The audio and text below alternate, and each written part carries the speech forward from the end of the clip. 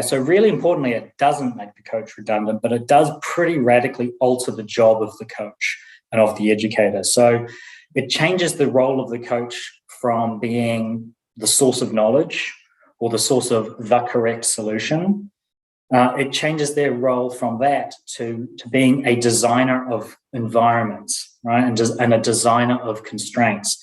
And where the coach's job is less about making the person move in a particular way and more about creating training environments that allow the person to explore and find those solutions themselves. And so this is another big sort of key idea in the ecological approach. You can't just take a learner, plonk them down into the middle of a football game and expect them to learn football. There's far too much going on. So this is, in the ecological approach, coaching is about the development of constraints, right?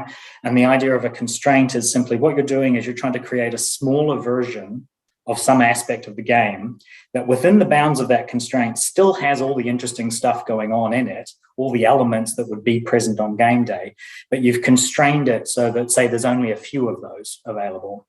And you're trying to make it so that there are opportunities to act that will be present on game day, but you're spending time practicing skillfully engaging with that sort of restricted set of it, right? And so this becomes the really important job of the coach now, and this is very hard, is figuring out how best to constrain the environment down so that you're still offering the player all the opportunities to learn how to perceive and act in the game day context, but not overwhelm them and not guide their attention to come up with solutions that won't work on the day. So then the role of the coach remains really important, but it becomes completely different, right? It becomes about designing environments, designing training environments, and then evaluating how well that design went.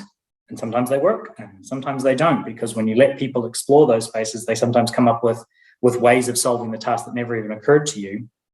And if that's not what you were trying to encourage them to do, then you have to come up with another way of reshaping the environment. And you'll do that in collaboration with your players. You'll start to co-redesign the environment and iterate that over time. So it becomes it's still a really, like, the role of the educator, of the person who's trying to guide learning remains really kind of central, but it's less of a position of authority and more of like a central node in a network of things and their job's to bring those things together in dialogue. Yeah.